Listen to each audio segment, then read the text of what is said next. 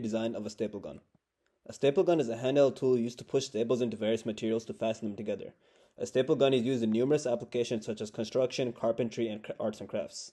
As metal staples are inserted into the magazine, and a hand drives a spring-loaded mechanism to push them into the wood, fabric, or paper. The ends of the staple are bent inwards as the gun is pressed down.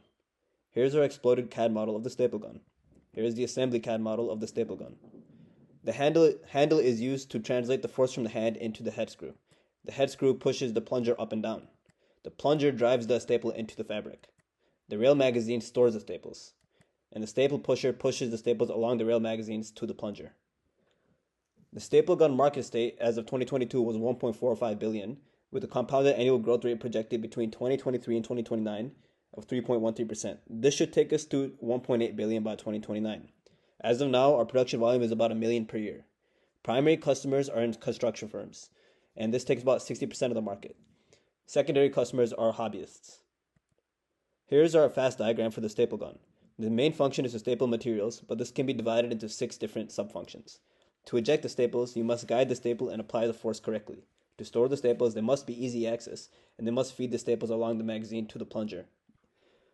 To assure dependability, it cannot jam and the internal subsystems of the staple cannot collide with each other.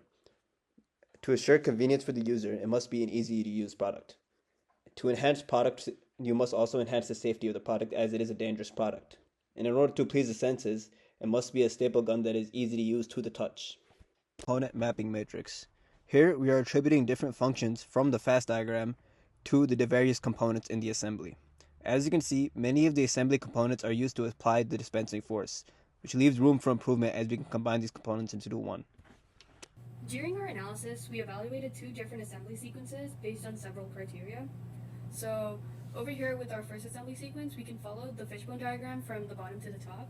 We start with a handle retainer on the left side of the body, and then we attach a subassembly of the staple pusher gripper, pusher pin, pusher spring, and inner and outer shell.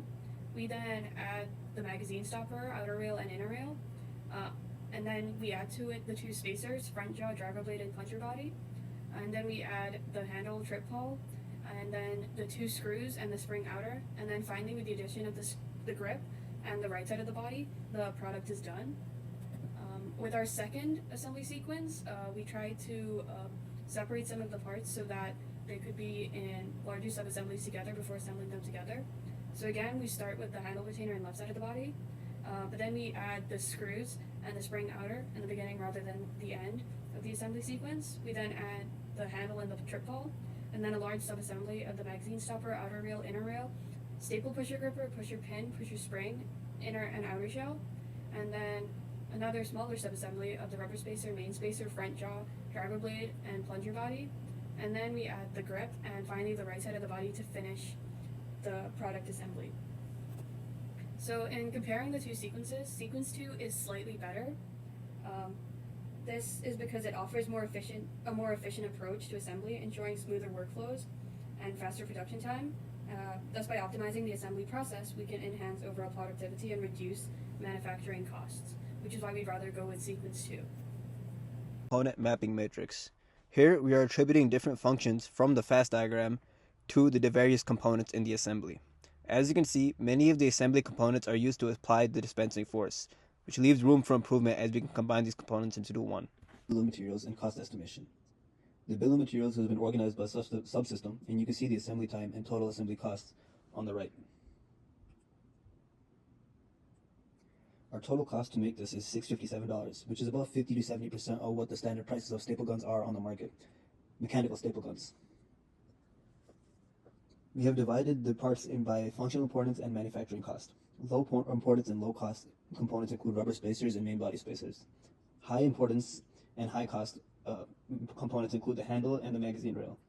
But low importance and high manufacturing cost includes the body casing, the left and right component. This is because it costs $1 each to make, and it costs about 8 seconds for each component to be made, which is highest in time and cost.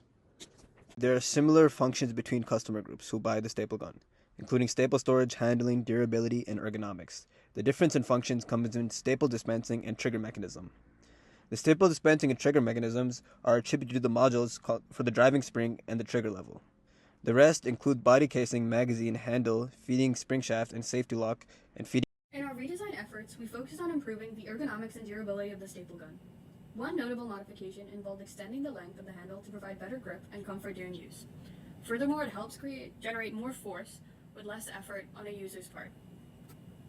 Additionally, we upgraded the material of the spring to enhance its strength and longevity, ensuring reliable performance in various working conditions.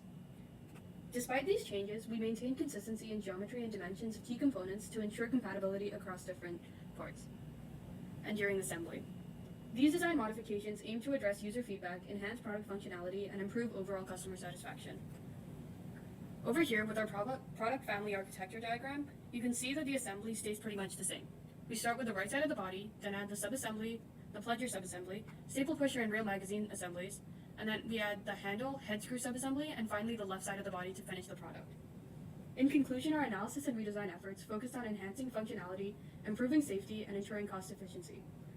By understanding the market needs and refining the product design, we aim to deliver a staple gun that meets both professional and hobbyist requirements.